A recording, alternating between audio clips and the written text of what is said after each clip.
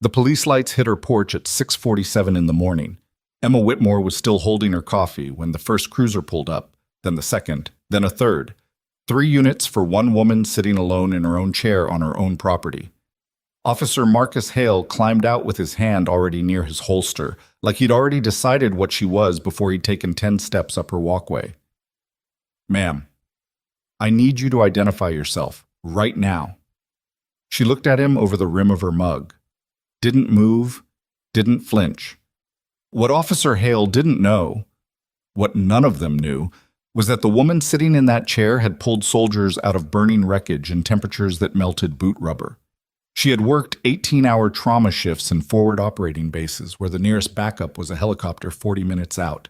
She had been shot at, mortared, and still kept her hand steady enough to save the man bleeding out on the table in front of her. They came to her door looking for a problem.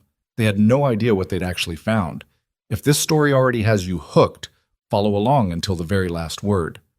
Hit like, and drop a comment telling me what city you're watching from. I want to see exactly how far this story travels.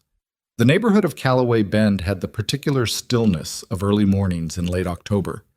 Damp leaves pressed flat against the sidewalk, porch lights still burning amber against a sky that hadn't fully committed to daylight yet. Most of the houses on Sycamore Creek Lane sat quiet, curtains drawn, no movement except the occasional dog shifting on a mat behind a storm door. Emma Whitmore's house was the third from the corner. A 2-story Cape Cod with gray siding and white trim, nothing remarkable about it. The kind of house that blended into a street the way a person blends into a waiting room. Present, unremarkable, easy to look past. She'd bought it 14 months ago with cash she'd saved over 8 years of Army pay and combat zone stipends, and she'd spent the first 3 months doing most of the interior repairs herself because she found it easier to work with her hands than to sit still in empty rooms and think. She was on the porch at 6:45 because that was her habit. Coffee, quiet. 20 minutes before her shift at Calverton Medical Center started pulling at her schedule. She worked the trauma floor, second shift officially, though in practice she often stayed through to wherever the patient load demanded. She'd been doing it for 2 years since separating from the Army and relocating to Fairmont Ridge, a mid-sized city in the valley between 2 ranges of low forested mountains that turned rust and copper in the fall and made everything look like a postcard that nobody actually sent anymore. She didn't know her neighbor had called the police on her until she heard the first set of tires. The cruiser came around the corner off Meridian without its lights on, which was the thing that made her notice it. Something measured about the approach, calculated. She watched it slow in front of her house and park at an angle across the narrow street, and then a second unit came in from the opposite end of the block and stopped at the curb, and then a third appeared behind the first. 3 vehicles. 6 officers total, though 2 of them stayed back near the cars, while 4 others moved toward her property with the loose, anticipatory posture of people who had already run the scenario in their heads and were now just executing it. Emma set her mug on the porch railing. She didn't stand up yet. The one in front, tall, broad through the shoulders, dark jacket over his uniform, a face that had probably been called trustworthy at some point, but had since developed the particular set of someone accustomed to being the largest presence in any given situation, came up the walkway without hesitating. His name tag read, Hale, Officer Marcus Hale, as she'd later come to know the name. "Ma'am."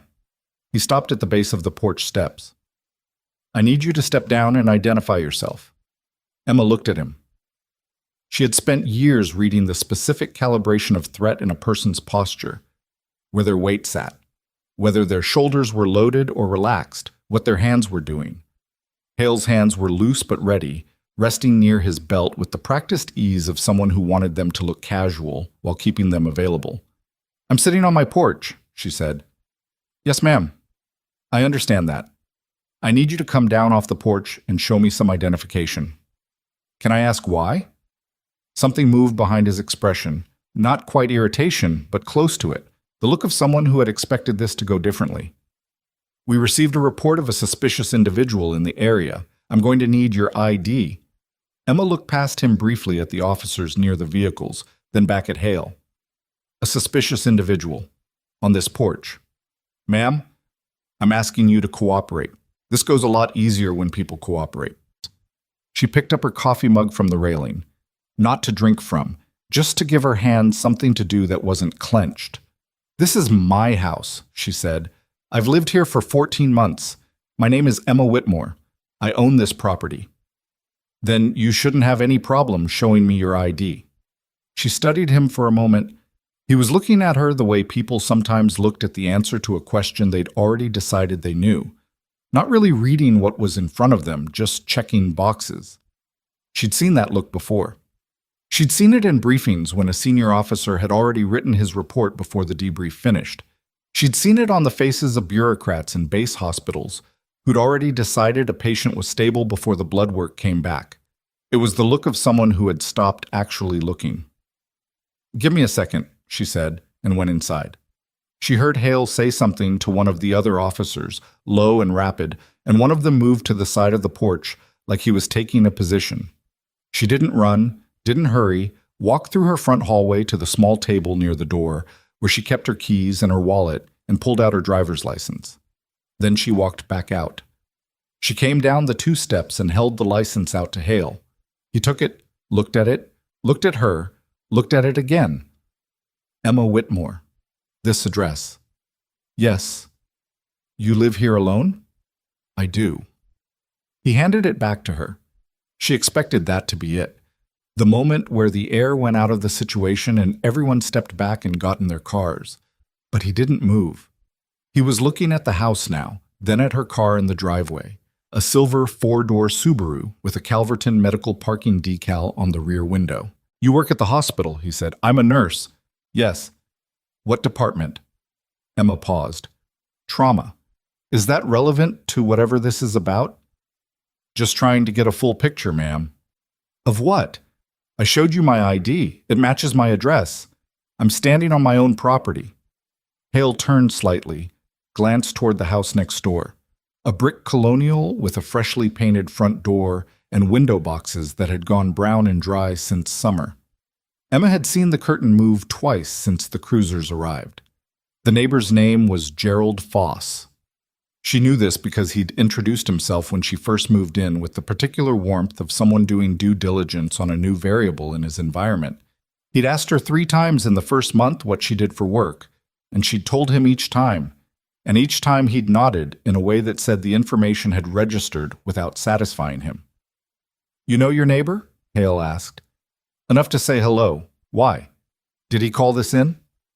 "I can't discuss the details of the report, ma'am." "You can't tell me who reported me as suspicious for sitting on my own porch in my own neighborhood." Hale straightened slightly. The posture was subtle, but she caught it. A small reorganization of authority, a setting of the frame. "I'm just going to need a few minutes of your time. Walk me through what you were doing this morning." Emma looked at him for a long moment.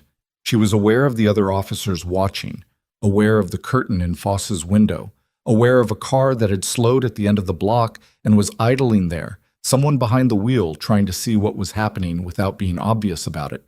The whole street had the compressed, held-breath quality of a place that had paused its normal business to observe something unusual. "I woke up at 6, she said, made coffee, came outside, sat down. You showed up. Prior to this morning, have you had any issues in the neighborhood? Any disputes with residents?" "No." "No disagreements? No complaints filed?" "No." She kept her voice level.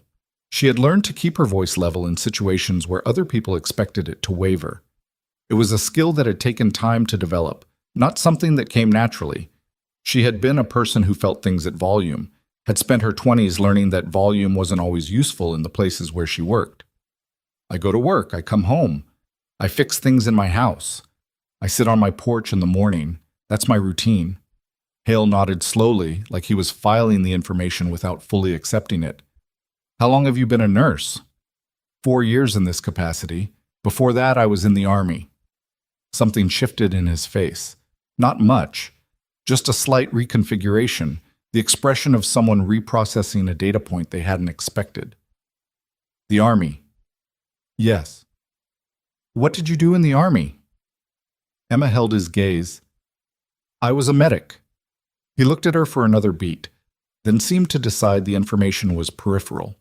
And since you moved to Fairmont Ridge, you said you haven't had any conflicts with anyone in the neighborhood. I said that, yes, because we received a report describing someone matching your description, acting erratically, and creating a disturbance. Emma felt the particular cold clarity she associated with moments that had already gone wrong and were still going. Erratically, she repeated. I was drinking coffee. Ma'am, I'm just relaying what was reported to us. I was sitting in a chair, on my porch, at my house. She heard the edge in her own voice and deliberately leveled it. There was no erratic behavior. There was no disturbance. I am a healthcare worker getting ready for a shift, and I'm standing here in front of 6 officers because someone called in a false report. We don't know yet whether the report was false, she said, because I have been on that porch or inside that house since 5:30 this morning, and I have not left this property, and I have not interacted with anyone. Whatever your reporting party told you, it wasn't what they saw. Hale's jaw tightened. The officers near the cars had straightened now, picking up the change in the conversation's temperature. One of them, younger, with the cautious alertness of someone still early in the job, was watching Hale's hands, waiting. I'm going to need you to come with me to the station, Hale said, just to clear a few things up. Emma did not move. Am I being detained? Silence. Am I under arrest? Hale held her gaze. No. Then I'm not going anywhere. She kept her voice so controlled it could have been discussing medication dosages. I have a shift that starts in under 2 hours. I've answered your questions. I've shown you my ID. There is nothing here that requires me to go anywhere. You're being uncooperative. I'm being precise. Those are different things. He stepped closer, not aggressively but deliberately, reducing the distance between them in the way that people sometimes do when they want to remind you of their physical presence. Emma didn't step back. She had stood in forward operating base triage units with incoming artillery, and she had learned in a very specific and irreversible way that she did not retreat from positions that weren't hers to abandon. Look, Hale said, dropping his voice slightly, the practiced register of someone trying to make a conversation feel private when it clearly wasn't. I understand you feel like this is unfair, but my job is to respond to reports and follow up on them. And right now I have a report that says someone at this address was causing concern for the neighbors. I need to do my job. Your job, Emma said, doesn't include detaining someone who has committed no offense, shown valid identification, and confirmed residence at their legal address. I didn't say you committed an offense. You asked me to go to the station. As a courtesy, so we can get this resolved. She looked at him. She could see it clearly now, the specific kind of bureaucratic inertia that came from a situation that had been set in motion and couldn't easily be stopped without someone admitting a mistake. Hale hadn't come here expecting to find nothing. He'd come expecting to find something that justified the 3 cruisers and 6 officers, and now the math didn't add up, and instead of adjusting the equation, he was trying to fit her into the original formula. I know what you're doing, Emma said quietly, and you're making a serious mistake. Hale blinked. Whatever he'd been expecting her to say, it wasn't that. Not with that particular quality of calm, not with the specific assurance in it that suggested she was speaking from information he didn't have. Excuse me? You've decided something about me before you had evidence to decide anything, and now you're trying to build the evidence around the decision. That's not procedure. That's not what your badge is for. The color changed slightly in his face. One of the officers near the car shifted his weight. Ma'am, I'm going to ask you one more time, and I'm going to tell you the same thing I've already told you. Emma picked up her coffee mug from where she'd set it on the railing. I'm a nurse. This is my home. I haven't done anything. If you have a legitimate legal basis to detain me, produce it. Otherwise, I'd appreciate it if you got off my property. Hale stared at her for 4 full seconds. She counted them. He was trying to decide something, working through the options, and she watched him do it with the particular patience of someone who had learned that the most destabilizing thing you could do in a pressure situation was simply refuse to be destabilized. We're not done here, he said finally. I didn't say you were. Emma turned and walked back up her 2 porch steps. I said get off my property. She sat back down in her chair and picked up her coffee. It had gone cold. Behind her, she heard the low exchange of voices between Hale and the other officers, heard him say something about running a full check, heard one of the others say something she couldn't make out. She didn't turn around. She looked out at the street, at the car that was still idling at the end of the block, at the damp leaves on the sidewalk, at the brick colonial next door where Gerald Foss had, she was almost certain, not moved from his window. The cruisers didn't leave. That was what told her this wasn't over. Hale got back in his vehicle, but he didn't drive away. None of them did. They sat parked on her street with their engines running, and after a few minutes, one of the junior officers came back up her walkway. This one was younger, a woman with dark hair pulled back under her cap, and she had a different quality to her. Less settled, more like someone still figuring out when to follow orders and when to push back on them. "Ma'am, I'm Officer Delgado. I just want to let you know that Officer Hale has requested a records check, which is standard." "It's not standard," Emma said. "Not for a person sitting on their own porch." Delgado paused. "He's trying to verify your background. It'll be a few minutes. I've shown identification. I've confirmed my address. I've answered questions. A records check goes beyond what this situation requires. I understand that you feel, I don't need my feelings described back to me." Emma looked at her directly. She suspected, maybe 24, 25, still in the part of the job where she was learning which reflexes to trust and which ones to override. "I'm not asking for anything except to be treated the same way any other resident in this neighborhood would be treated in this situation." Delgado looked at her for a moment without speaking. Then, carefully, "That's fair?" "Yes, it is." The records check took 11 minutes. Emma sat on her porch and watched the street and thought about her patient board at Calverton, the post-surgical in room 14 who'd had a rough night, the teenager in 19 with the abdominal trauma from a car accident, the 70-year-old in 22 who kept pulling out his IV line when the night staff wasn't watching.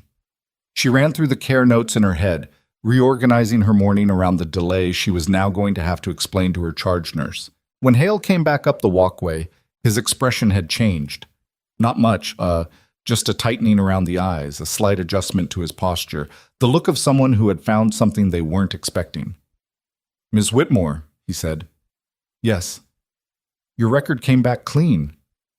"I know. There's also a notation in the system from Fort Aldrin, from the Army. It's—" He stopped, seemed to be deciding something. "It's flagged. I can't see the details without a clearance level I don't have, but it's flagged with a high-priority access restriction." Emma said nothing. "Can you tell me why your military record would be restricted?" She looked at him. In her years working trauma, both in forward bases and in civilian hospitals, she had learned that the moments that looked like endings were often not. A patient's vitals dropping wasn't the end. A surgery going wrong wasn't the end. You kept working, you kept your hands moving, you didn't stop until you had actual confirmation that everything had been done that could be done. She applied the same logic now. This wasn't over. Hale had found an edge of something he couldn't read, and that made him both more cautious and more curious. And that combination was, in her experience, the point where situations either resolved or escalated. "My service record is classified at a level that requires specific authorization to access," she said. "That's all I'm going to say about that." "Classified." Hale said the word like he was testing its weight. "A trauma nurse." "That's what I said I was." He looked at her for a long moment.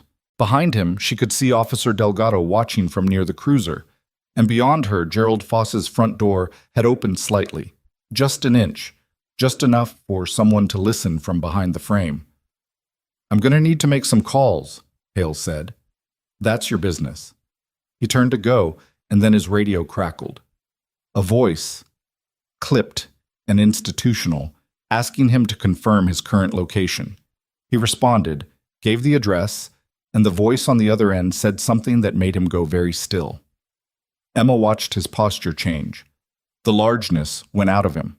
Not all of it, but enough to notice. He pressed the radio again, said, "Confirm," listened, said, "Understood," and then stood with his back to her for a moment that was slightly longer than it needed to be. When he turned around, something different was in his face.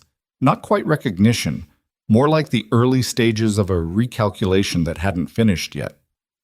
"Ms. Whitmore," he said slowly, "are you expecting anyone this morning?" Emma tilted her head slightly. "Why?" He opened his mouth, closed it, looked back at his cruiser. "There's a vehicle coming from the direction of Aldrin Post. ETA 7 minutes."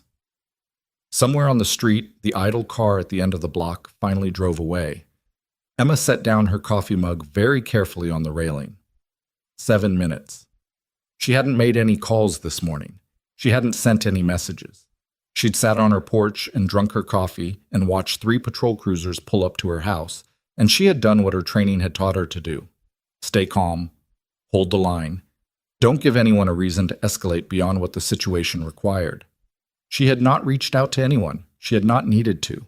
Fort Aldrin's response protocols ran through an automated monitoring system that flagged access attempts on restricted records. She had known that. She had known it the moment Hale mentioned the records check. She had simply waited.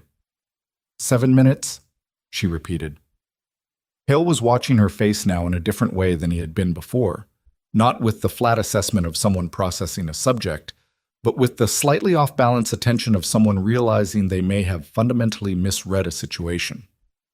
"Is there something you want to tell me?" he asked. His voice had changed. Not softer exactly, but less certain. Emma looked at the street, at the turning leaves, at Gerald Foss's front door still open that careful inch. She thought about the soldier she'd kept alive in a field hospital outside a bombed-out checkpoint with 3 units of blood and 17 minutes of manual chest compression while the medevac was delayed by weather.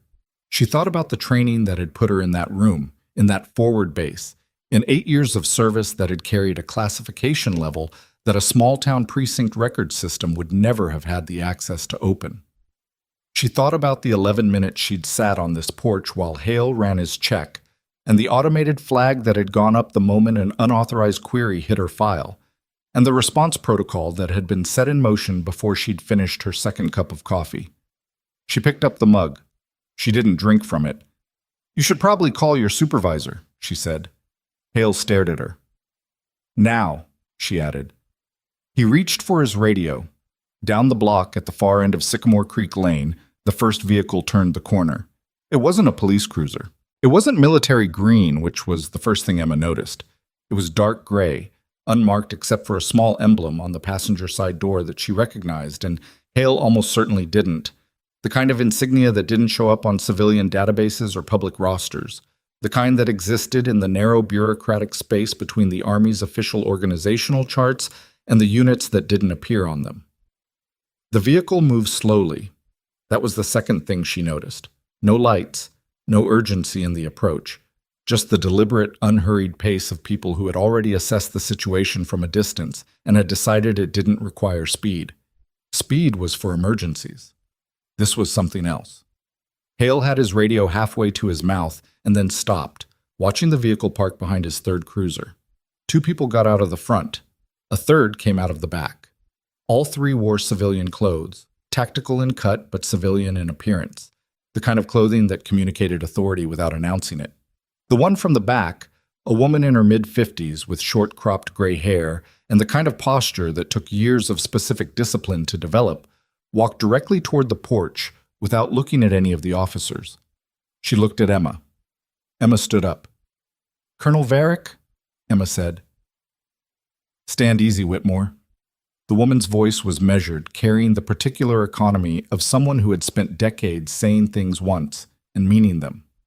She came up the porch steps without waiting for an invitation, glanced briefly at Hale, then back at Emma. "You all right?" "Fine." "Good." Varick turned to Hale then, and the shift in her attention was almost physical, like a lamp swinging its beam from one point to another. "You the responding officer?" Hale had straightened into something that wasn't quite military attention, but was in that neighborhood. The involuntary posture adjustment that sometimes happened when people encountered authority they hadn't expected. "Officer Marcus Hale, Fairmont Ridge, PD. Ma'am." "What's your grounds for this response?" "We received a complaint from a neighbor regarding suspicious—" "What specifically did the complaint allege?" Hale paused. "Suspicious behavior. A person creating a disturbance." Varick looked at the porch. She looked at the cold coffee mug on the railing. She looked at the chair. Then she looked back at Hale with the expression of someone who had been briefed on the situation during the 7-minute drive and found the reality of it even more reductive than the briefing had suggested. "I see a woman sitting on her porch," Varick said. "Yes, ma'am, at the time of our arrival. I see a chair and a coffee mug." Varick's voice hadn't risen. It didn't need to. "Walk me through specifically what the disturbance was." Hale's jaw worked. The reporting party described, "I'm asking what you observed, not what was reported. What did you observe when you arrived?" A beat. The other officers near the cruisers had gone very quiet. "A woman matching the description seated on the front porch," Hale said. "And the disturbance?" Another beat, longer this time. The reporting party indicated Officer Hale. Varick said his name the way a teacher says the name of a student who has been avoiding the question for 3 rounds. "I'm going to need a full incident report filed with your department's internal oversight office by close of business today. I'll be in contact with your precinct commander within the hour." Hale looked at Emma. Something passed through his expression. Not contrition, not yet, but the beginning of a reckoning with the distance between what he'd assumed when he pulled up to this address and what was actually standing in front of him. "With respect," he said, "I don't know who you are or what authority you're operating under." Varick reached into her jacket and produced a credentials folder. She opened it and held it steady in front of him for 4 seconds, then closed it. Whatever was in that folder, it worked the way those things sometimes did. Not because of any single word on it, but because of the specific combination of seals and text and clearance level designations that told a person, in the compressed language of official documentation, that they had arrived at an edge of their jurisdiction that they were not equipped to navigate. Hale said nothing. "Thank you for your time," Varick said, and turned back to Emma. It didn't end as cleanly as that. Real things rarely did. Hale retreated to his vehicle, but didn't leave immediately. He sat in the driver's seat with his door open, talking on his radio, while the other officers held their positions with the uncomfortable energy of people waiting for someone to tell them the situation had officially changed. One of the vehicles, the rearmost cruiser, pulled away after a few minutes, then a second. Hale stayed for another 9 minutes, which Emma tracked without watching him directly, and then he left too, and the street was just a street again. Varick's 2 associates had stayed near the gray vehicle, giving the porch space. "You didn't call us," Varick said. It wasn't an accusation. It was an observation delivered with the faint undercurrent of someone who would have expected a call and had adjusted when one didn't come. "The flag triggers automatically on unauthorized access," Emma said. "I know how it triggers. I'm saying you could have called anyway." Emma looked at her. "I had it." Varick studied her face for a moment. "Yeah," she said finally. "You did." Emma sat back down in her chair. The coffee was cold enough now that drinking it would have been an act of principle rather than enjoyment, so she just held the mug. The morning had continued happening around the edges of the incident. Somewhere 2 blocks over, a car engine started and ran for a minute before cutting off. A school bus moved through the intersection at the end of the block. The sky had gone from uncertain to clear, the kind of clean October blue that looked like it had been rinsed. "The neighbor," Varick said. "You know which one." "Foss. Next door." "He give you trouble before?" Emma thought about the 3 conversations where he'd asked about her work, the way he'd looked at her car, at her house, at the packages delivered to her door, with the particular interest of someone cataloging variables they didn't like the sum of. Not openly. Varick nodded once.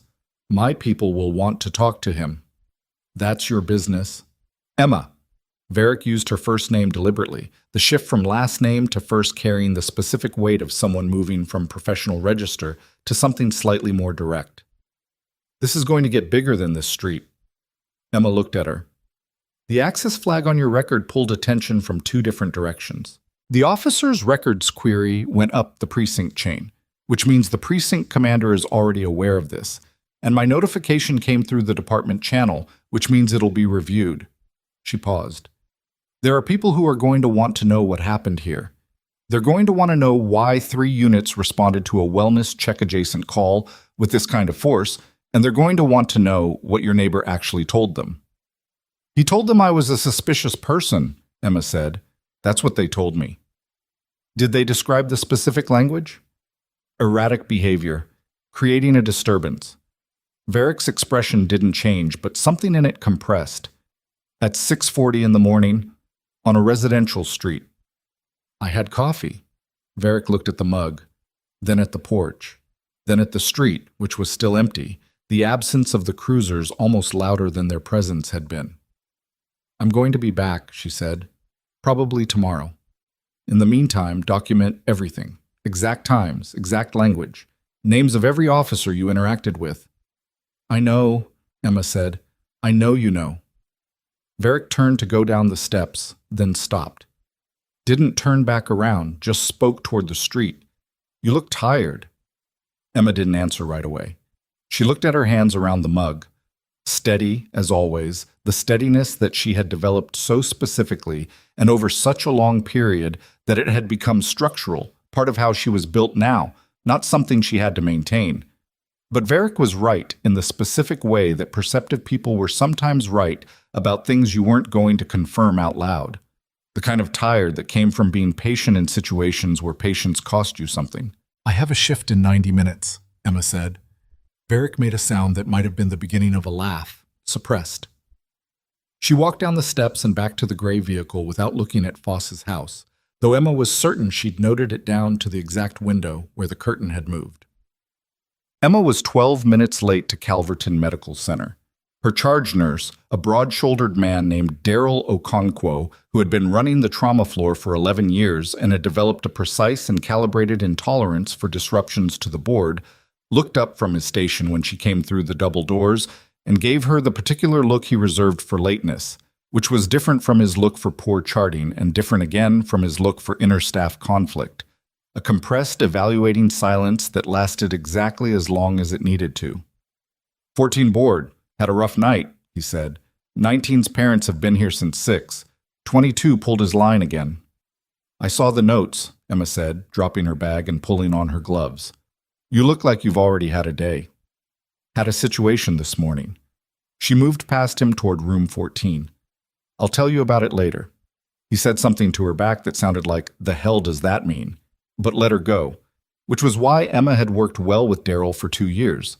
He understood the difference between information that needed to be processed right now and information that could wait until the immediate priorities were handled.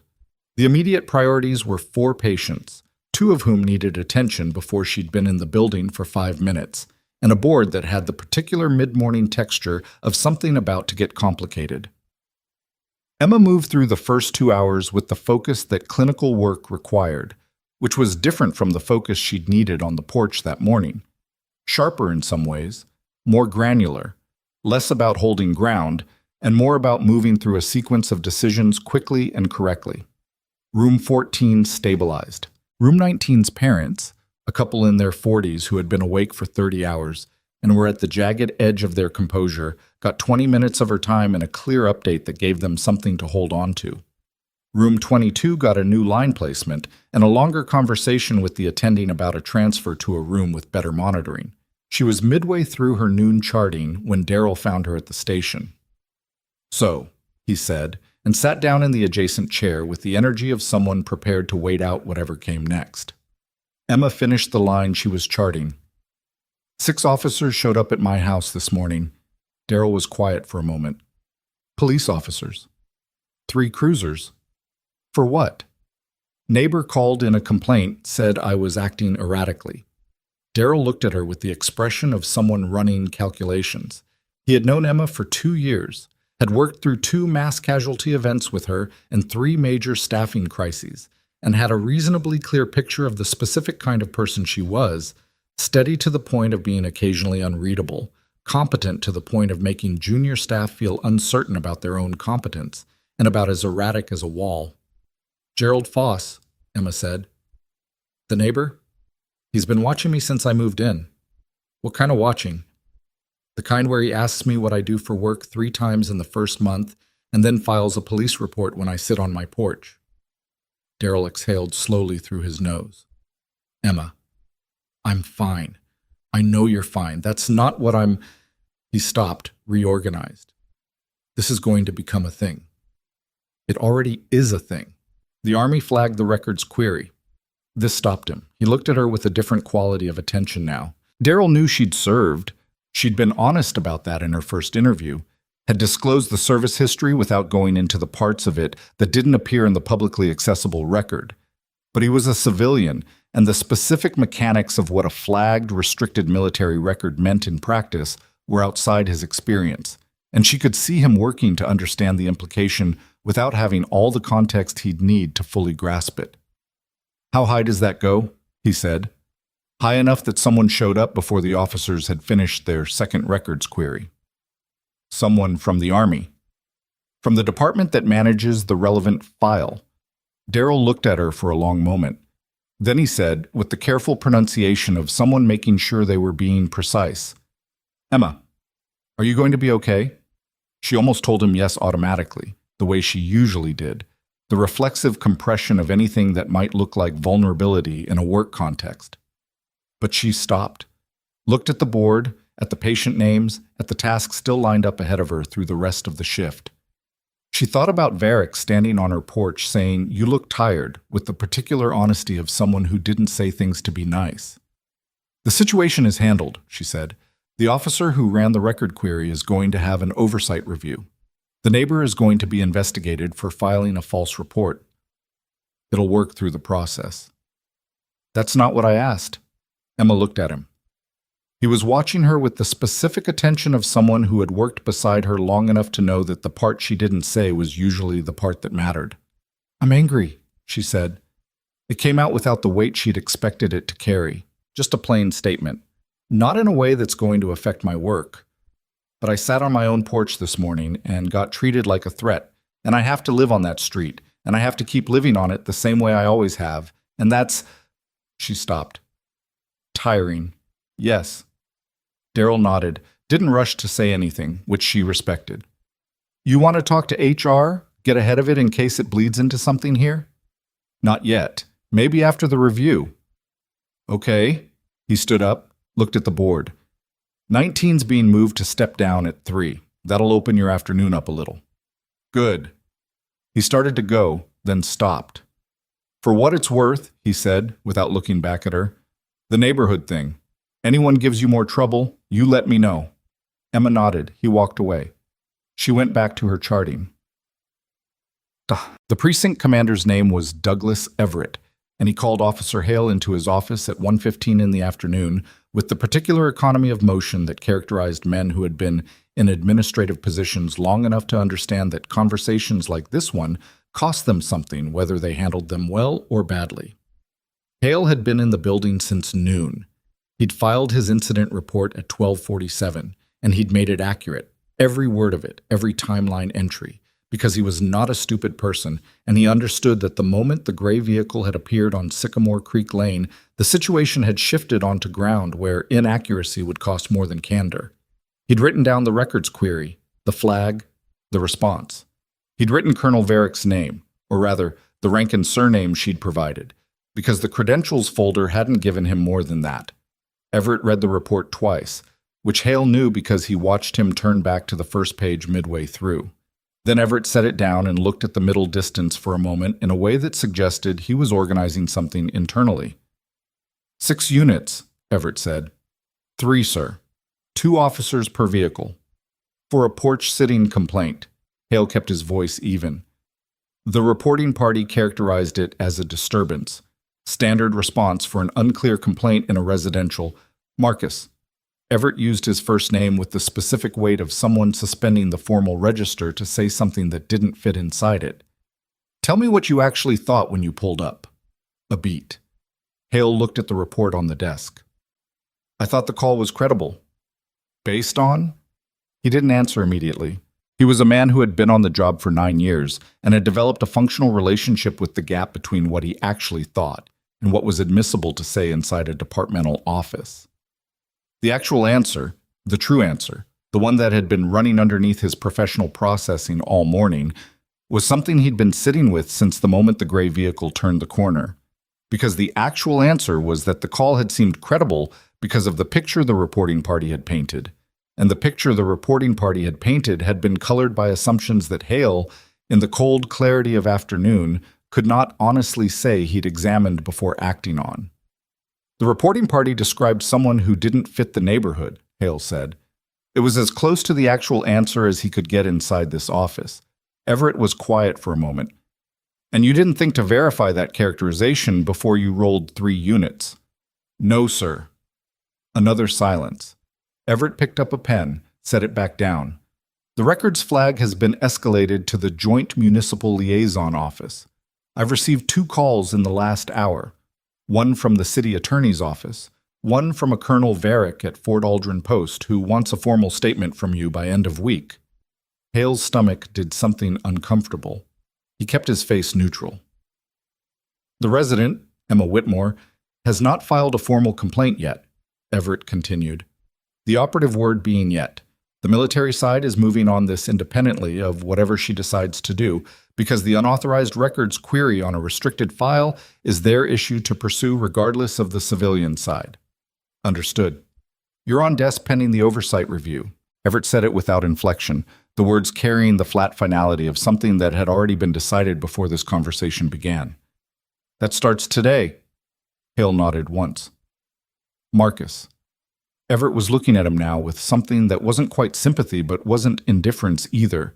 The expression of someone who understood that what had happened that morning wasn't reducible to a single decision, that it was the kind of thing that accumulated quietly over time in the assumptions people made and the reports they treated as self-evidently credible without asking why. What did the woman actually do when you got there? A long beat. She was sitting in a chair, Hale said, drinking coffee. Everett held his gaze for a moment. Then he looked back down at the report. Dismissed, he said. Gerald Foss became aware of the second visit at 4:20 in the afternoon, when a car he didn't recognize parked in front of his house, and 2 people he'd never seen got out. They were in civilian clothes. They had the deliberate, unhurried quality of people who were not cold callers, not canvassers, not anyone with a reason to be friendly about what they wanted. He opened the door before they knocked. The woman in front, not Varick, someone younger, with close-cut hair and a way of standing that took up space without seeming to try, held up identification. Foss looked at it without fully processing it, the way you look at something when you're already beginning to understand that your position in a situation has changed and your brain is still catching up. Mr. Foss, she said, we need to talk about the call you made this morning. Behind her in the house across the small stretch of yard, Foss could see Emma Whitmore's porch. Empty now. The chair was there, the railing, but Emma was gone, at work, moving through a shift at Calverton Medical the same way she always did, with the quiet steadiness that had always, for reasons he'd never fully examined, made him uncomfortable. He stepped back from the door. All right, he said, but the woman wasn't moving yet. She was looking at him with the patience of someone who already knew what he was going to say and was simply waiting for the moment when he caught up to that fact. And in the particular silence of that October afternoon, with the leaves turning on the street and the porch across the yard sitting empty and clean in the late light, Gerald Foss began to understand, in the slow and incomplete way that reckonings begin, that the call he'd made that morning had not ended the way he'd expected it to. It had ended the way she'd expected it to. That, he was beginning to realize, was the difference. Gerald Foss talked for 47 minutes. The 2 investigators from Fort Aldrin's liaison office, the woman with close-cut hair, whose name was Specialist Reyes, and a quieter man named Pruitt, who took notes without looking up, did not interrupt him often. They asked clarifying questions in the spaces where the narrative lost precision, and they let him fill the silence when he ran out of momentum, because people who had been trained in this kind of interview knew that silence was more productive than pressure in the early stages. Pressure made people defensive. Silence made them explain themselves. Foss explained himself at considerable length. He said he had noticed Emma Whitmore's car at unusual hours. He said he had seen people come to her door occasionally. He used the word occasionally 3 times, and that their vehicles were sometimes unmarked, sometimes different from visit to visit. He said that she kept to herself in a way that he found, and here he paused for a long moment, concerning. He said the Army disclosure had surprised him when she'd mentioned it, and that he'd looked her up online and found nothing, no social media, no professional profiles, nothing, and that the absence of a digital presence had itself seemed like a red flag. Reyes let him finish. Then she said, "And the erratic behavior, the disturbance. Walk me through exactly what you observed this morning." Foss shifted in his chair. "She was out there very early." "What time?" "Around 6, maybe before." "Doing what?" "Sitting." "Sitting," Reyes repeated, not with sarcasm, with the flat evenness of someone recording a data point. "And drinking coffee," Foss added, as if this helped. "Did she speak to you?" "No." "Did she make any noise, play music, raise her voice, anything that disturbed the peace?" A pause. "No." "Did she approach your property?" "No." Pruitt wrote something without looking up. "Mr. Foss," Reyes said, and her voice carried the particular calibration of someone about to make something explicit that has been implicit for the entire conversation. "The report you filed described erratic behavior and a disturbance. Based on what you've just described, neither of those things was occurring." Foss opened his mouth.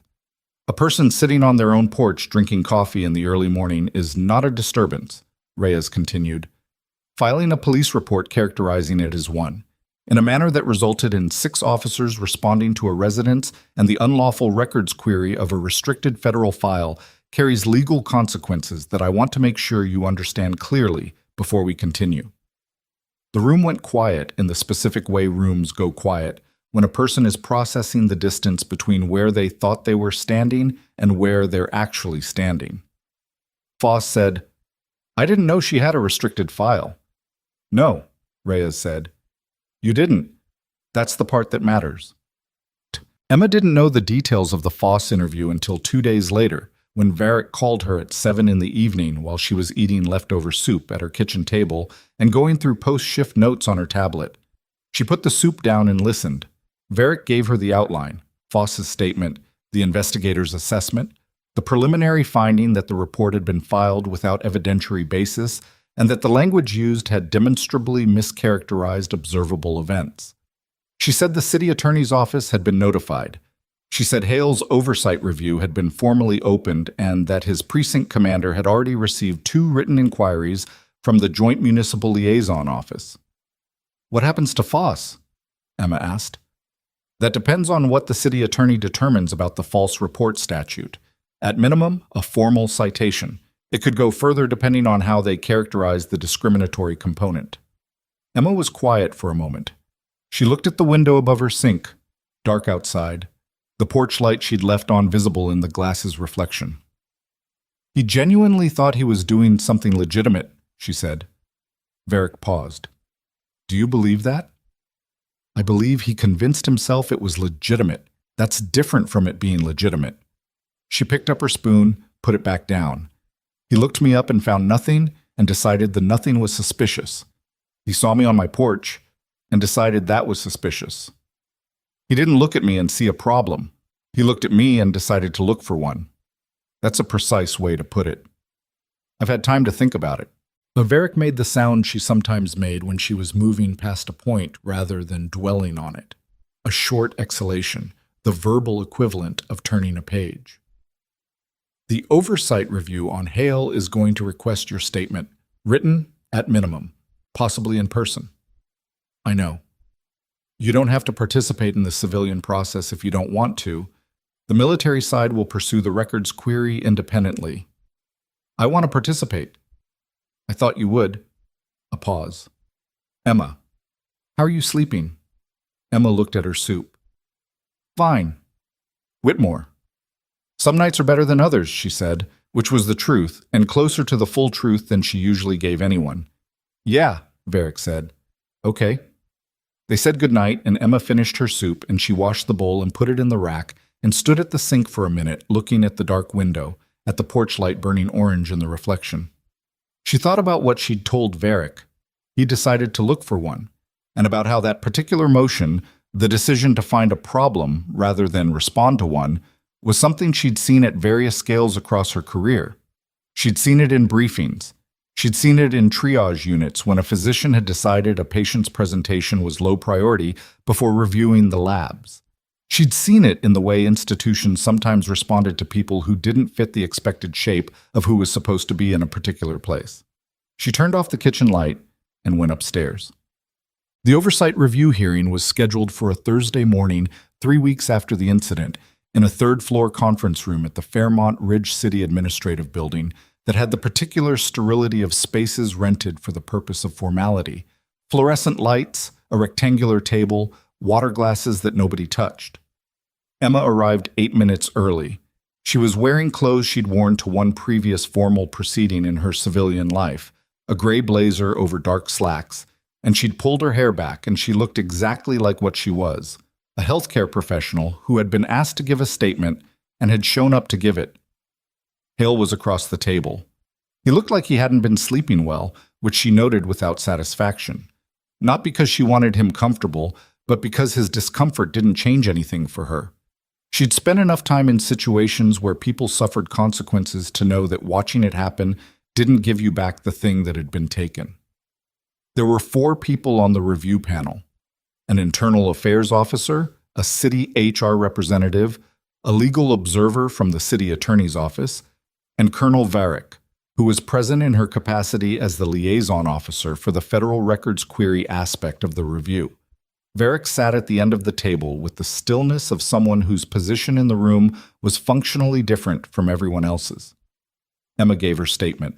She had written it out first and then set the paper aside, because she found that reading from notes made her sound like someone reciting rather than someone speaking from experience, and she wanted this on the record as experience, the specific texture of what it had been to sit on her own porch and watch 3 cruisers position themselves around her house. She gave times, names, direct quotes where she could recall them with certainty, and approximate language where she couldn't. She described the records query. She described the conversation with Hale, including the moment he'd asked her to come to the station and the specific exchange that followed. When she got to the part where she'd said, "You're making a serious mistake," she said it exactly as she'd said it on the porch, and level, unadorned, the same way you'd say a blood pressure reading that you needed the attending to understand was outside normal range without telling them what to do about it. The internal affairs officer, a woman named Coester, asked her several follow-up questions. She asked whether Emma had felt physically threatened at any point. Emma said she had felt the situation had a potential to escalate in a way that would have been dangerous had she not been able to manage her responses carefully. Kester wrote something. She asked whether Emma had had any prior interactions with Officer Hale. Emma said no. She asked whether Emma had any knowledge of how the reporting party had characterized the alleged disturbance to the dispatcher. Emma said she'd been told the language used was erratic behavior and creating a disturbance. Kester looked at Hale. "Officer Hale, do you have anything you want to respond to in Ms. Whitmore's statement before we proceed?" Hale had his hands flat on the table. He'd been listening to Emma's statement with the expression of someone listening to a recording of a conversation they couldn't undo. Not entirely still, but working hard at stillness. "No material corrections," he said, which meant everything she'd said was accurate, and he wasn't going to argue it. Varick, at the end of the table, did not react. She was looking at a point slightly past Hale's left shoulder, with the patience of someone waiting for a sequence to complete. The hearing ran 2.5 hours. Emma was released after her portion, and the panel continued with testimony from the responding officers and a review of the dispatcher logs. She walked out of the building into the October cold and stood on the front steps for a moment. The city stretched out below the administrative hill, a mid-sized grid of streets and rooftops, the hospital tower visible to the south, the residential neighborhoods folded into the surrounding valley. Somewhere in that grid was Sycamore Creek Lane, and her house, and her porch, and the chair that was still there on it, because she'd decided without particularly deciding that she wasn't going to move it or change anything about her morning routine. Her phone buzzed. Daryl, texting to ask if she wanted him to adjust her shift. Start for the afternoon, given the hearing. She typed back that she'd be there at a regular time, pocketed the phone, and went down the steps to her car. She was back at Calverton by noon. The escalation that nobody had been tracking came from a direction that nobody at the hearing had been watching. 3 days after the oversight review, a reporter from the Fairmont Ridge Courier named Sasha Lemaire published a 1,400-word piece on the incident. It was factual, sourced from the public record of the hearing and from a brief on-record comment Varick's office had provided to the press liaison at Fort Aldrin. It named Hale. It named Foss. It described the records query flag. It noted in the 4th paragraph that Emma Whitmore was a former Army specialist whose service record was classified at a level requiring federal authorization to access. The piece didn't editorialize. Lemaire hadn't needed to. The facts, arranged in the order they had actually occurred, did the work without assistance. By the following morning, the story had been picked up by 3 regional outlets. By the afternoon, it had crossed into national pickup.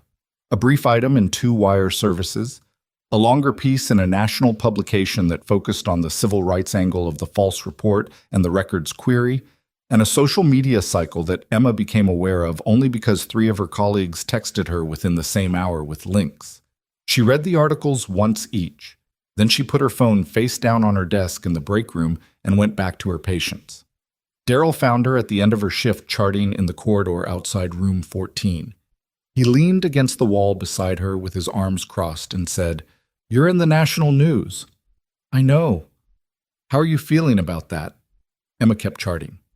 "I didn't talk to any reporters." "I know you didn't. The story got there on its own. That's how it usually goes when the facts are available." He was quiet for a moment. The corridor was the particular quiet of late shift. Distant sounds, a monitor beeping 3 doors down, the low voice of a night nurse giving handoff somewhere around the corner. "You're going to get calls," Daryl said, "from the media, probably from the hospital's PR office, possibly from people you don't know. I'm not going to talk to reporters." "You don't have to." He looked at her profile. "HR called me today. The hospital administration is aware. They're figuring out how to handle it." Emma stopped charting. She looked at him. "Handle it how?" "I think they see it as a reputational opportunity. You're a Calverton nurse who was treated unfairly and handled it with," he made a slight gesture, "whatever the word is for how you handle things. Composure. Composure. Yes, and now it's in the national news."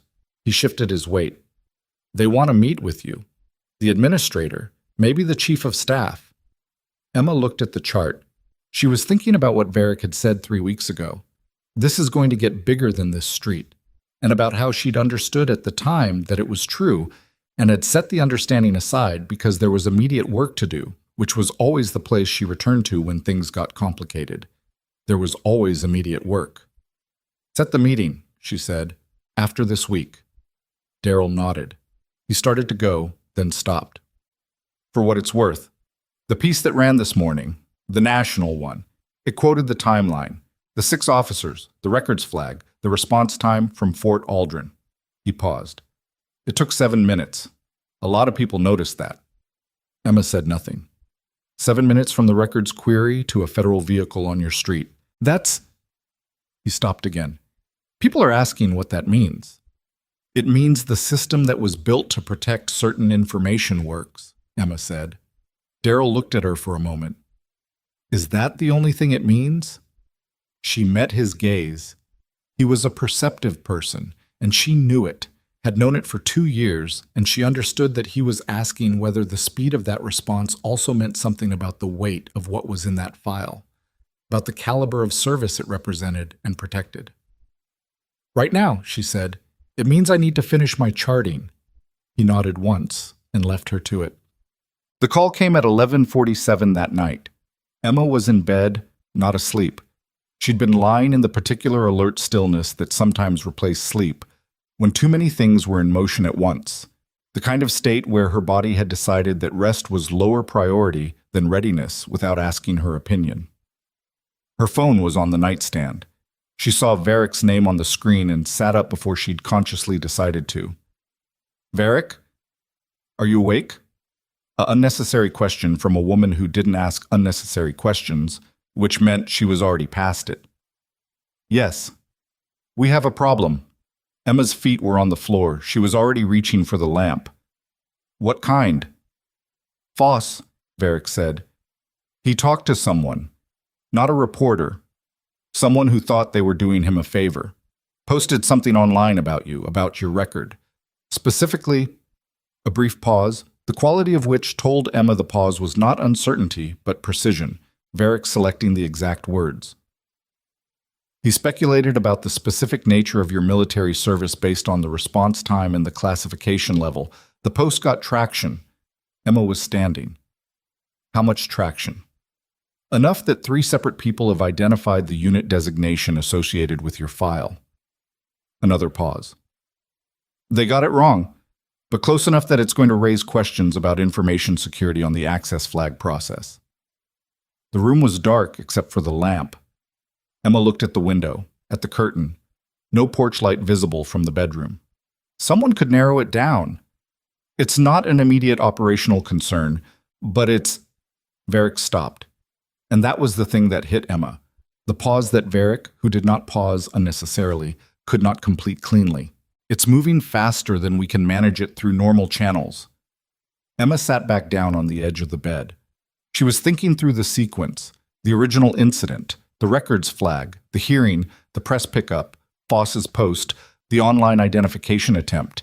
Each step a direct consequence of the last, a chain that had started on her own porch on a Tuesday morning with a cold cup of coffee and was now somewhere she hadn't planned for it to go. "What do you need from me?" Emma said. "Nothing yet. I need you to know that we're managing it and that if it changes, you'll call. Yes." "Okay?" Emma set her hand flat on the nightstand. "Varick, is this going to come back on the people I served with?" A long pause. The longest Varick had given her since this started. "We don't know yet," Varick said. Emma closed her eyes. "Get some sleep," Varick said, and the line went quiet. Emma didn't move for a moment. She sat on the edge of her bed in the dark room in the house she'd bought with 8 years of service pay, in the neighborhood where a man who'd been watching her since she moved in had decided her silence was suspicious and her presence was a problem, and she thought about the specific downstream weight of a single false police report, how far it had traveled, how many systems it had touched, how much it had pulled into motion. She had handled the porch. She had handled the hearing. She had handled every part of this that was hers to handle, but the part Varick had just described, the part where someone online had started narrowing in on the shape of her service record, where names and unit designators were being circled by people who had no idea what they were actually touching, that part was not hers to handle alone. She lay back down, looked at the ceiling. Her phone screen went dark. And somewhere across the city, in a break room at the Fairmont Ridge Courier, Sasha Lemaire was reading a series of comments on her article with an expression that had moved over the past 20 minutes from professional attention to something sharper. A reporter's instinct.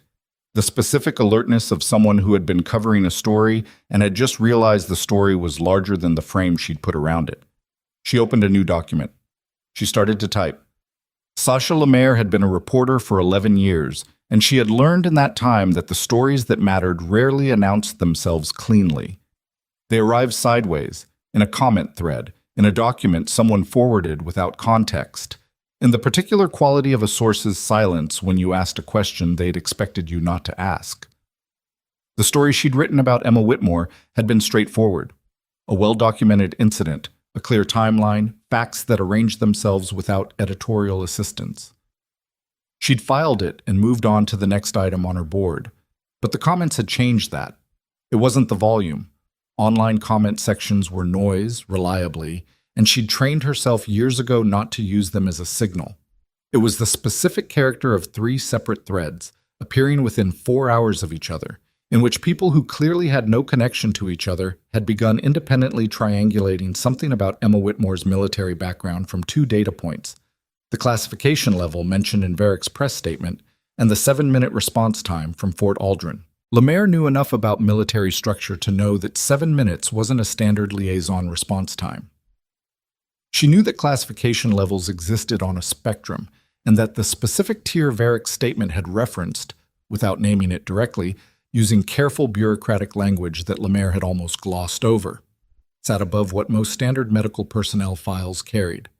She knew that when 3 unconnected people on the internet started circling the same set of inferences, It usually meant the inferences were pointing at something real. She opened a new document and started building a source list.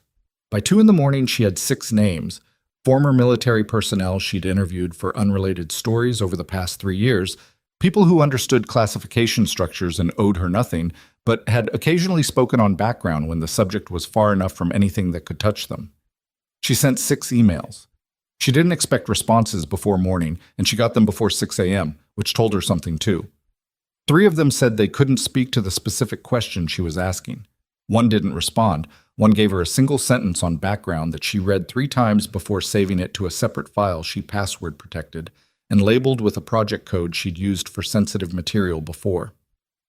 The 6th, a retired logistics officer named Warfield she'd interviewed 2 years ago for a piece on veteran reintegration, called her at 6:14 a.m. and talked for 22 minutes without identifying anything specific, but with the quality of someone who was describing the shape of a thing without saying its name, and when he finished, he said, "The woman on your porch story is not the story you think it is," and hung up.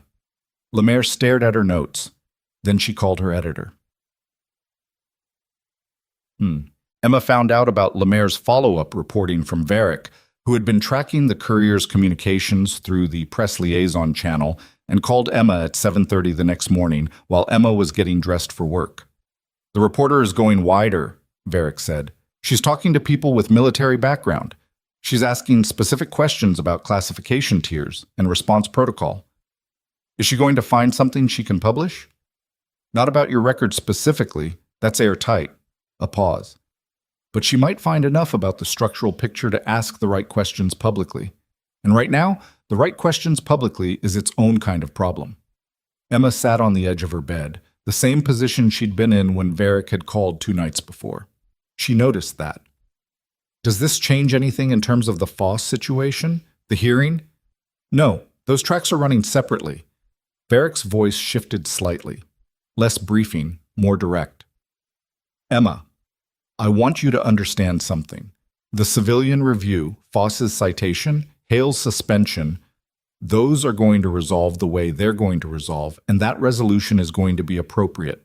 The reporter's angle is a separate thing. My concern is that the 2 tracks intersect in public in a way that makes it harder for us to contain what Foss's post already put into circulation. You're worried about control of the narrative." "I'm worried about the safety of people whose names haven't come up yet," Varick said. "Which is a different thing." Emma was quiet. She was looking at her hands, the familiar steadiness of them, the steadiness she'd built so deliberately over so many years, and which was not, she knew, the absence of feeling, but its management. She was angry. She had been angry since the morning of the incident, not with the bright reactive heat of something new, but with the slow, pressurized quality of anger that has been held in a functional container for a long time and is pressing harder against the walls. "What do you need me to do?" she said. "Keep doing exactly what you're doing. Go to work. Give your formal statement to the oversight board when they request it in writing. Don't talk to the reporter." A beat. "And maybe call me if anything else comes to the surface on your end." "Okay." "Whitmore." A pause that was deliberate. "You've handled every part of this exactly right." "I know," Emma said. She didn't say it with arrogance. She said it the way she said vital signs, factually, because the data supported it. The formal written statement to the oversight board took her 3 evenings to complete. She wrote it at her kitchen table, longhand first and then typed, because she'd found in her army years that the physical act of writing slowed her enough to catch the places where her language was imprecise. Precision mattered here. Imprecision in a formal statement was an opening, and she wasn't interested in giving anyone an opening. She submitted it on a Friday afternoon through the secure portal the board had provided.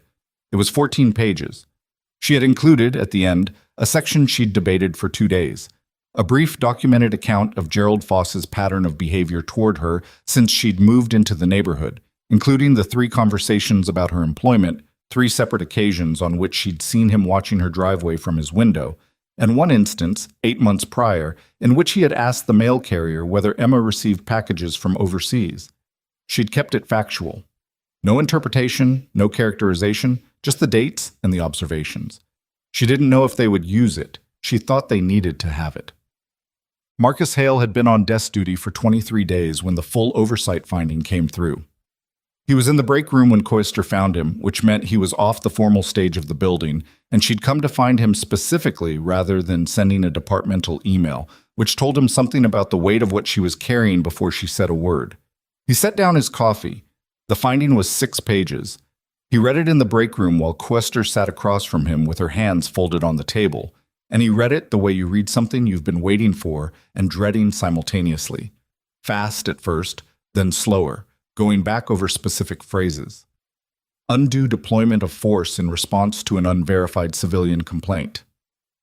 Failure to apply investigative judgment prior to escalating response level. Records query conducted outside the scope of the incident's established parameters. Pattern of assumptions inconsistent with the standards of community protective policing. The last finding was the one that sat heaviest. The board had reviewed 3 prior incidents from Hale's record. A stop and question from 14 months ago, a residential entry from 2 years prior, a complaint filed and subsequently withdrawn from 8 months back. None of them had been formally adjudicated. All 3 had involved residents who did not match the demographic majority of their respective neighborhoods. The board had noted them, in the language of official findings, as a pattern of documentation warranting further review. He set the papers down. "Am I being terminated?" he said. Koester looked at him. "The recommendation is a 60-day suspension without pay and mandatory completion of a community relations training program. Termination will be revisited if the further review on the prior incidents produces additional findings." She paused. "You can appeal." "I know I can appeal. Do you want time before you—" "No." He sat back. The break room was very quiet. The coffee he'd set down was getting cold. "I made the wrong call. I made it because—" He stopped. "Because?" Koester said, not unkindly. He looked at the papers. "Because the report fit what I expected to find, and I didn't stop long enough to check whether what I expected was what was actually there." Koester was quiet for a moment. "That's what the finding says." "I know what it says." He looked up at her. Did Ms. Whitmore file a separate civil action?" "She has not, as of this morning." Koester collected the papers, evened the edges, set them back in her folder. "That could change." Hale nodded. He looked at his coffee. Then he said, without looking up, "She knew, when she said it, you're making a serious mistake. She knew exactly what was going to happen. She'd already thought it through." "Yes," Koester said simply. "She had." He didn't say anything to that. There wasn't much to say. He sat in the break room after Koester left and looked at his hands on the table and thought about the 7 minutes. The response time he'd heard about from another officer, the number that had made it into the press, the detail that had made people understand without being explicitly told the weight of what had been standing on that porch when he'd walked up the front path with his hand near his holster. Gerald Foss received his formal citation from the city attorney's office on a Tuesday. It was delivered in person because the city attorney's office had decided, on advice from the Joint Municipal Liaison Review, that this particular matter warranted personal delivery. The citation was for filing a false emergency report. The legal language was precise and dry. It named the date, the incident number, the dispatcher record, the responding officer, and the specific language of the complaint as filed. It noted the discrepancy between the filed complaint and the events as documented by the incident report, the oversight review, the complainant's own testimony, and 2 additional witnesses. It outlined the applicable statute, the potential penalties, and the fact that the matter had been referred to the district attorney's office for determination of whether criminal charges were warranted. Foss read it standing in his front hallway. The city attorney's representative, a young man in a dark coat who had driven from downtown and whose expression suggested he had done this before, waited outside while Foss read. When Foss came back to the door, the representative asked if he understood the document. Foss said he understood it. "Do you have legal representation?" the representative asked. Foss said he would be getting some. "That's advisable," the representative said, and walked back to his car. Foss stood in his open door for a moment. Across the strip of yard, Emma Whitmore's house sat the same as it always had. Gray siding, white trim, The chair still on the porch, her car in the driveway because it was early enough in the morning that she hadn't left for her shift yet. He hadn't spoken to her since the incident. He hadn't been able to construct a version of that conversation that worked, and he told himself that silence was the appropriate choice. And then he told himself that the post he'd made online had been an act of concern rather than retaliation. And he told himself things about his own motivations that he was finding increasingly difficult to maintain. He went inside and closed the door. Lemaire's follow-up piece ran on a Wednesday, 17 days after the original article. It was longer, 2,800 words. It opened with the incident and moved outward from it. The response time, the classification framework, a sourced explanation of the tier system from a retired defense analyst who spoke on the record, and a careful, legally reviewed section about what the public record of the oversight finding implied about the policing practices it had documented. It did not reveal anything about Emma's specific service history. It did not name the unit or the nature of the classified record. It was in the specific way that good investigative journalism was good. A story about everything around the protected center. A story that showed the shape of a thing without putting the thing itself in print. The headline read, "A nurse on her porch, a false report, and a response that raises more questions than the police did." The piece went wide within 3 hours of publication. By noon, it had been shared significantly across platforms and picked up by 4 national outlets. By the afternoon, it had generated responses from 2 civil liberties organizations, a statement from the Fairmont Ridge Police Union that attempted to contextualize Hale's actions and was itself widely criticized, and a formal comment request to the city attorney's office that the city attorney answered with a brief statement confirming that the matter was active and that appropriate accountability measures were in process. Emma read it on her break. She read it once, in full, standing at the nurse's station with her tablet tilted so her colleagues couldn't easily see the screen. And then she set the tablet face down and went back to her patients. Daryl found her an hour later. He didn't say anything immediately. He just fell into step beside her in the corridor, and they walked a few steps together before he said, "How are you?" "Working," she said. "I know, but how are you?" She stopped at the door to room 22.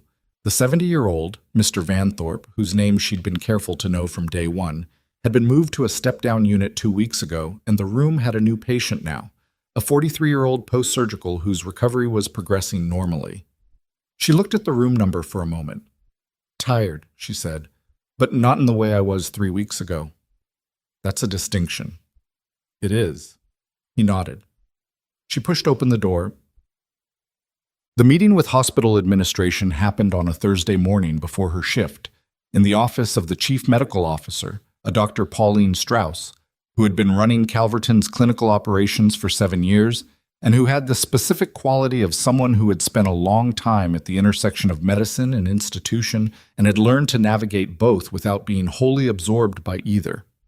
Also present, the hospital's director of communications, a human resources officer, and to Emma's slight surprise, the hospital's chief of nursing, a man named Bertrand Osai, whom she'd interacted with twice in 2 years, and who had the careful, evaluating attention of someone building a picture. Strauss opened by saying she wanted to make sure Emma was supported through the current situation, and Emma said she appreciated that.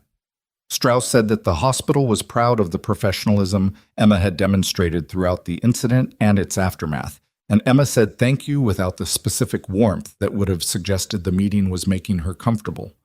She wasn't uncomfortable, she was precise, which was different, and she suspected Strauss, who was also precise, understood the difference.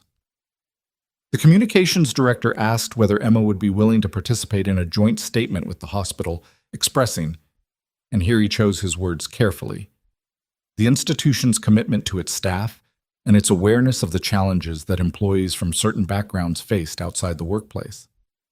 Emma looked at him. What kind of statement? Something brief. Your voice, with hospital support behind it. The press interest is significant, and I'm not going to make a statement to the press, Emma said. He paused. We think it could be. I understand what you think it could be. She kept her voice even. My participation in the oversight process was about accuracy and accountability. A press statement is a different purpose. I'm not interested in my situation being used to position the hospital. A brief silence. The HR officer looked at her notepad. Strauss, at the head of the table, made no attempt to moderate. She was watching Emma with the expression of someone who had already formed an opinion and was confirming it. "That's fair," Strauss said. The communications director looked at her. "It's fair," Strauss repeated. She turned back to Emma. "Is there anything you actually need from us, concretely?" Emma considered. "Flexibility in my schedule if the oversight review requires additional testimony. Written confirmation that my employment status is unaffected by this situation. And—" She paused, because this was the one she'd thought about for a week before deciding to ask. "Osei, I want to talk to you about training." Bertrand Osei looked up. "What kind?" "The junior nursing staff. Trauma protocol, yes, but also how to manage high-pressure situations outside the clinical context. How to stay functional when authority is being used incorrectly. How to document." She met his eyes. "Things I learned the hard way that they shouldn't have to figure out on their own." Osei was quiet for a moment. Then he said, "I've been wanting to build that out for 2 years." "Then let's build it," Emma said. The piece Lemaire had written generated one response that nobody had anticipated. It came from a woman named Patricia Dunbar, who was 61 years old, lived in the Westfield district on the other side of Fairmont Ridge, and had no connection to anyone involved in the incident. She had read the article on Wednesday evening and then read it again, and then she had written a letter, not an email, an actual letter, handwritten on stationery, addressed to the Fairmont Ridge Courier, and she had mailed it the next morning. The letter was 3 pages long. It described an incident from 9 years prior in which Dunbar, a retired school teacher, had been questioned by 2 officers on her own front lawn while doing yard work and had been asked to provide identification and explain her presence at her own address, and had been treated throughout the interaction with the specific blend of skepticism and bureaucratic authority that Emma's situation had exactly replicated. It described what had happened after. Nothing at the time. No press, no oversight review, no records flag from any federal system. She had gone inside and sat at her kitchen table and shaken for 40 minutes, and then made dinner and told herself it was over. She said she was writing because Emma Whitmore had done what she hadn't been able to do, and she wanted Emma to know that it mattered. Lemaire read the letter when it arrived. She called Dunbar with permission, and they talked for an hour. Then she made a series of calls to the Fairmont Ridge PD Records Office, requesting incident documentation from a specific 9-year time window. What came back was not what she'd asked for. It was less, because records offices returned what they chose to return, but it was enough to see the edge of something she hadn't known she was looking for. 9 years of complaint records, filtered by neighborhood and incident type, showed a pattern in call response that the city had never publicly analyzed, and apparently had never been asked to. She opened a new document. This time the headline she wrote at the top, just for herself, just to hold the shape of what she was building, was not about Emma Whitmore at all. It was about the 9 years before her. Mom. Emma came home from her shift on a Friday evening to find a plain envelope in her mailbox. No return address. Her name and address handwritten, the postmark from within Fairmont Ridge. She opened it on her porch, standing, the October air gone cold now, the trees on Sycamore Creek Lane stripped down to the last of their leaves. Inside was a single sheet of paper with a handwritten note, not long, 4 sentences, and a name she didn't recognize at the bottom. She read it twice. Then she went inside, sat down at her kitchen table, and called Varick.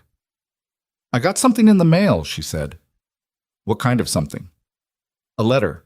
From someone who says they were present at an incident at Fort Aldrin 8 years ago." She smoothed the paper on the table.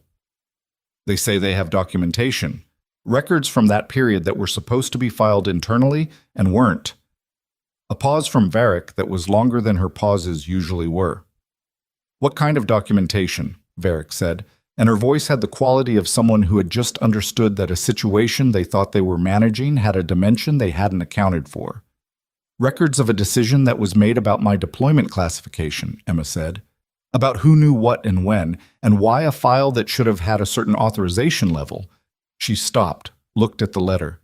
"Didn't for a period of time, when it should have." The silence on the line stretched for 3 full seconds. "Emma," Varick said, "I know." Send me a photo of that letter right now. Emma held the phone up and took the photo and sent it. She heard Varick receive it, heard a muffled exchange with someone else in whatever room she was in. When Varick came back on the line, her voice had changed in the precise way that voices changed when something had moved from concerning to urgent. "Don't touch anything else in that envelope," Varick said, "and don't go anywhere tonight. Don't touch anything else in that envelope." Emma had already set it flat on the table. She looked at it. The plain white rectangle, the 4 sentences in careful handwriting, a name she didn't recognize at the bottom that she'd memorized in the 30 seconds since she'd read it the second time. Kellerman.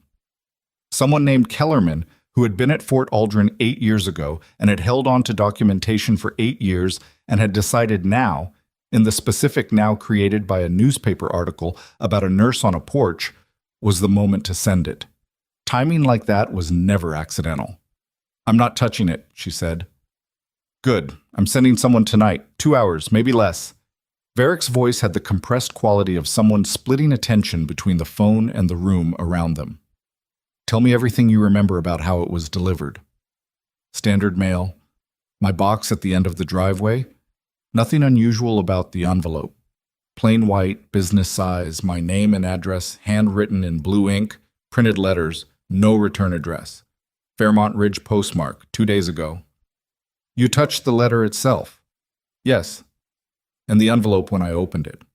"Okay, set them both in a clean space, don't cover them. Get some water. Don't call anyone else until my person gets there." "Varick." Emma kept her voice at working level. Not flat, not urgent, just functional. "Who is Kellerman?" A pause. "Give me the name again exactly as it appears on the letter." "T. Kellerman. That's all." "T. Kellerman." The pause that followed was 2 seconds shorter than it should have been, which meant Varick had recognized it and was processing before she'd finished processing. And the fact that she didn't immediately say she didn't know was itself information. 2 hours, Varick said. "I'll be with them."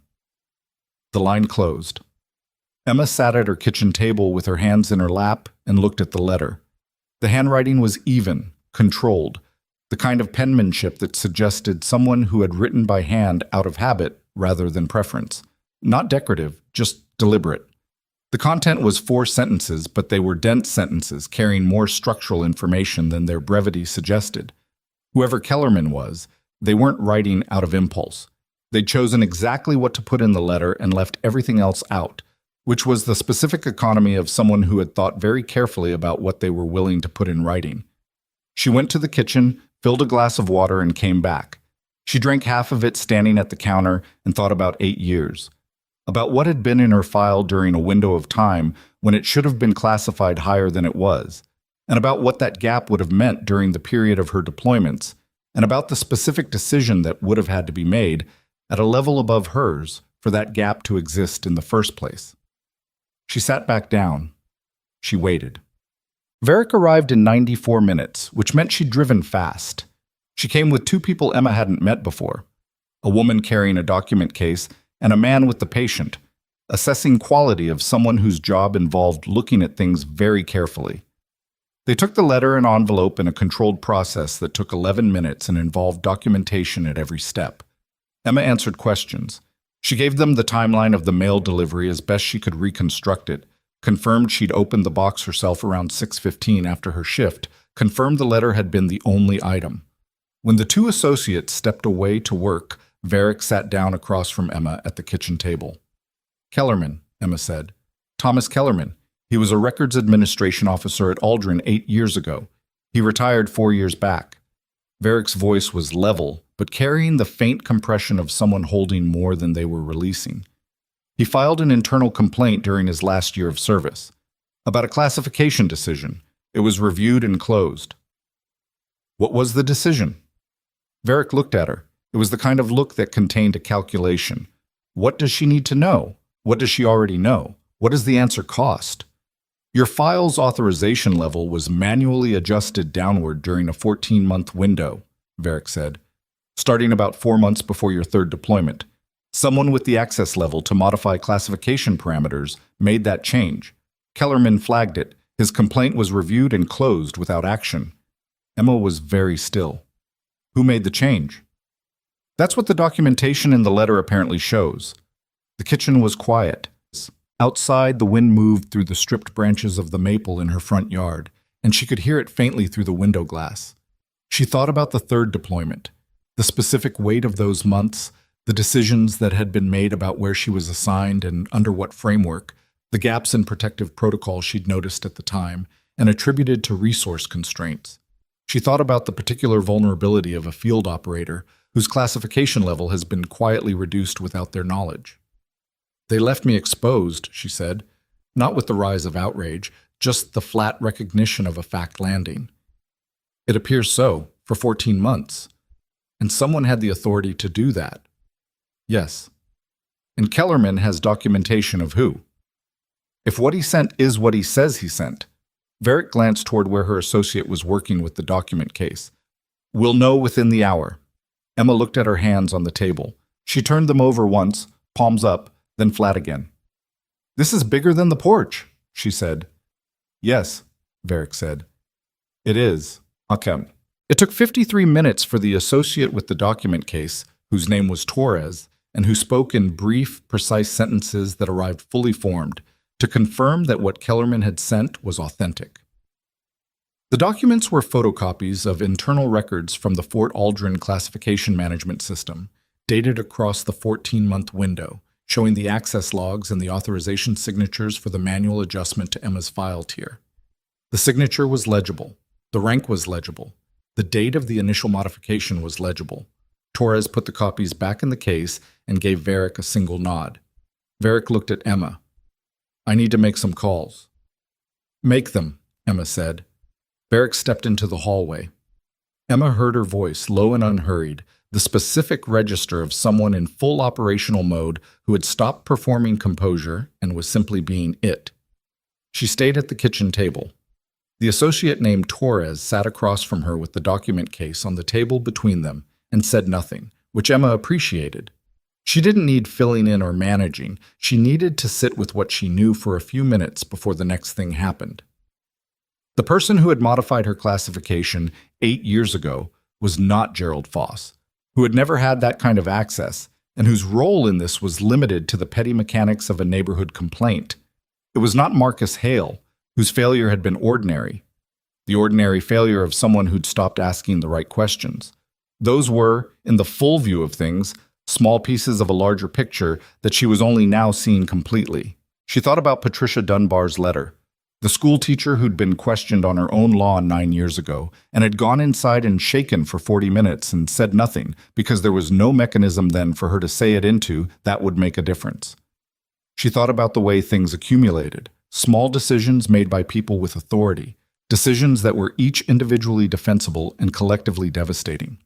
She thought about the 14 months her file had been left open and what that had meant in practice, in the field, in the specific geography of places she'd worked where the protective architecture of proper classification was not abstract, but structural. She had been angry since the morning on the porch. She let herself be angry now, fully in the quiet of her kitchen, for about 3 minutes. She didn't perform it or manage it or compress it into something smaller than it was. Then Varick came back in, and Emma looked up, and the anger folded itself back into the place where she kept it. Not gone, just usable now rather than consuming. The name on the document is a retired major named Colton Brierly, Varick said. He retired 6 years ago. He's been doing defense consulting work since then. His current employer has a federal contract. She sat back down.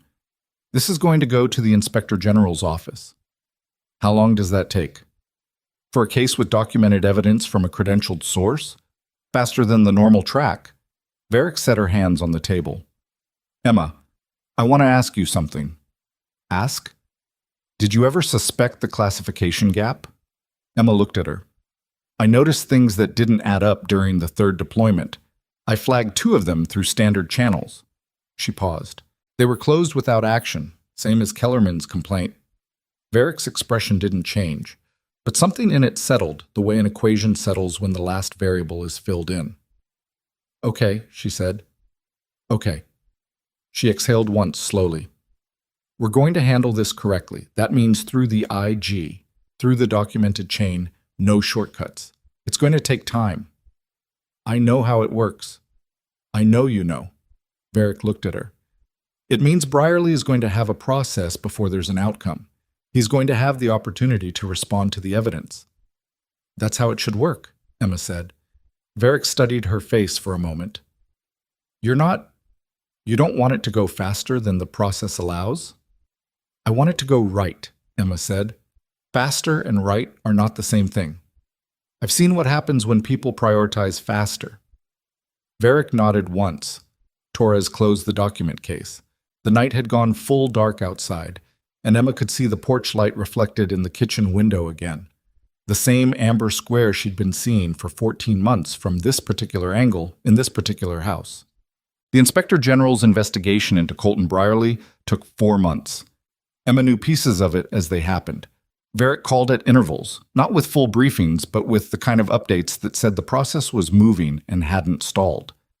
In the same 4 months, Marcus Hale served his 60-day suspension, completed the first phase of the mandated training program, and returned to duty with a performance review structure that would continue for 18 months. The further review of his prior incidents produced 2 additional formal findings, both added to his permanent record. Gerald Foss was charged under the false emergency report statute. The district attorney's office had determined that the discriminatory component of the complaint, the specific language used with the dispatcher, the pattern of surveillance Emma had documented in her statement, was sufficient to support an enhanced charge. Foss accepted a plea agreement that included a fine, community service, and a formal notation in the city's harassment prevention registry. His attorney released a 1-paragraph statement. Foss himself said nothing publicly, which was the same choice he'd made when the investigators showed up at his door, and it served him the same way it had then, not well. Sasha Lemaire's 3rd piece ran in February. It was not about Emma. It was about the 9 years of call response data she'd pulled from the Fairmont Ridge PD records office, a 3,400-word documented analysis of the pattern she'd found in complaint dispatch behavior across neighborhoods, covering a period that predated Hale by 6 years and extended through the present. It named no individual officers by name. It named the pattern, which was worse. The piece prompted a formal request from the City Council for an independent audit of dispatch protocol, which was announced at a council meeting that was covered by every outlet in the region. Lemaire sent Emma a copy of the piece with a brief note.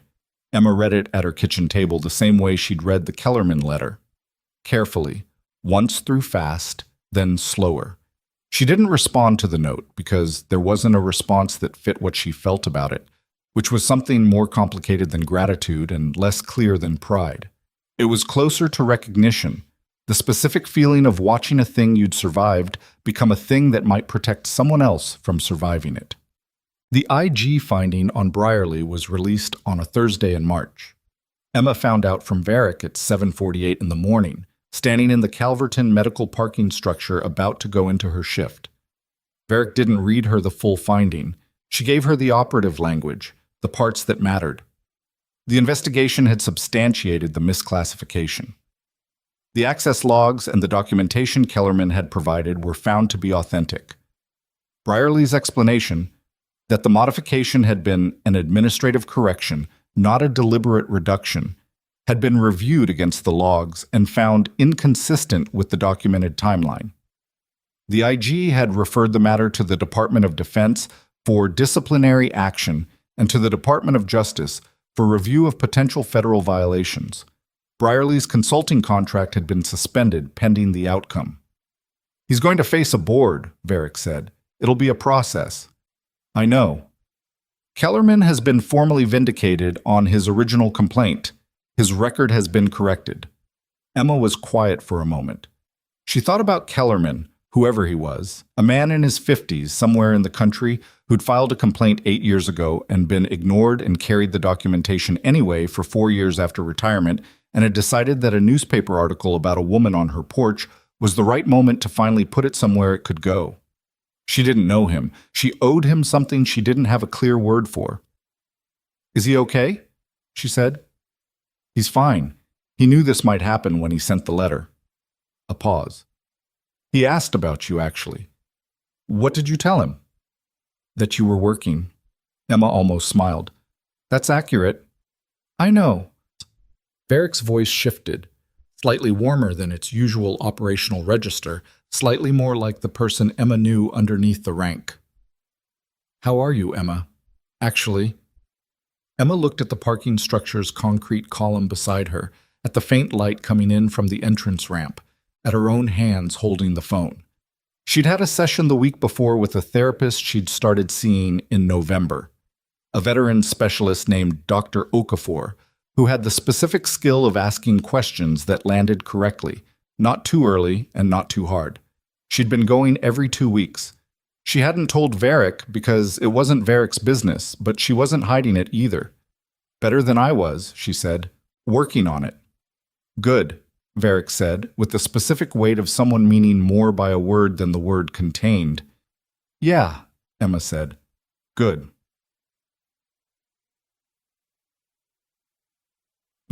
The training program she and Bertrand Osei built together took 3 months to design and launched in April. It was called Pressure and Protocol, which was Osei's title, not Emma's. She'd wanted something more plainly descriptive, but she deferred on the name because the rest of it was largely hers. 6 sessions. Trauma response under authority conflict, documentation practices, how to identify when an institutional process has been compromised, and how to protect yourself within it. How to stay functional when you are the only person in the room who is treating the situation correctly. Not abstract, practical, procedural, grounded in scenarios drawn from real structures. Emma taught from what she knew, which was the only way she knew how to teach. The first cohort was 14 junior nurses and 2 medical residents. They sat in a training room on the 4th floor of Calverton with notebooks and the particular alertness of people who had already encountered some version of what they were being taught about and hadn't had language for it yet. In the first session, Emma stood at the front of the room and looked at them for a moment before she started. She thought about what she wanted to say versus what would actually be useful, and she put most of what she'd planned to say aside and said the thing that was actually true. "You are going to encounter situations where the authority in the room is wrong," she said. "Not unclear, not ambiguous. Wrong. And you are going to have to decide in real time how to hold your ground without destroying the situation for the patient in front of you." She paused. "That skill doesn't come automatically. It's built. We're going to build it." But one of the residents, a young woman named Yavari, who had the alert, slightly guarded quality of someone who'd learned early to pick her moments carefully, raised her hand. "Did you know, when it was happening to you, that you were doing the right thing?" Emma considered the question honestly. "No," she said. "I knew what the correct actions were. I didn't know how it was going to land." "How did you stay calm?" "I wasn't calm," Emma said. "I was controlled. Those are different things, too." Yavari wrote something in her notebook. Mbwusam. The porch on Sycamore Creek Lane became unremarkable again by early spring, the way things become unremarkable when enough time passes and enough other things accumulate over them. The house next door had a "for sale" sign in the front yard. Foss had put the house on the market in February, quietly, through an agent Emma had never spoken to. She didn't feel particular satisfaction about this. She felt, if she was honest, something closer to relief that the geometry of her mornings had simplified. She was on the porch on a Saturday in April when a car she didn't recognize slowed in front of her house. She watched it without standing up, old habit, and then it moved on and the street went back to its ordinary Saturday morning texture. A neighbor 2 houses down was walking a dog. Someone else was pulling weeds from the strip of ground between the sidewalk and the curb. The chair on the porch was the same chair. The coffee was the same temperature it always was by the time she'd been outside for 15 minutes, warm for a while, and then not. She thought about the sequence of things that had moved through this porch. A morning that had seemed ordinary. 6 officers who had arrived at a conclusion before they'd looked. A records flag that had set a chain in motion that nobody, including her, had been able to fully predict. A neighbor whose suspicion had been small and whose consequences had been large. A reporter who had kept pulling threads. A man in retirement who had kept a folder of documents for 4 years waiting for a moment when they could go somewhere real. She thought about the 14 months she'd been exposed, the specific operational exposure of a file tier that had been quietly adjusted below what her service required, and about the fact that she hadn't known it at the time, and about what it meant that it had taken a false police report and a national news cycle and a letter in her mailbox for that to finally surface and be corrected. She didn't have a clean feeling about any of it. Clean feelings were for stories that had been edited, and her life was not a story that had been edited. It was a thing that had happened and was still happening, with the friction and the loose ends and the parts that didn't resolve neatly that actual things had. Brierley's case was still in process. Hale was back on duty with a performance structure she had no visibility into. The city audit of dispatch protocol had begun and would take as long as it took and might produce substantive change or might produce a report that sat on a shelf. She could not control any of that. She had understood this for a long time, but understanding something and being at peace with it were different points on a long road, and she was somewhere in the middle, which she thought was probably about right for where she was. What she could control was what she'd always been able to control: the quality of her work, the steadiness of her hands, the curriculum she was building with OSE that would put language and tools into the hands of 14 people who would eventually put it into the hands of others. The specific compounding work of building something useful out of something that had cost you something. That was not a small thing.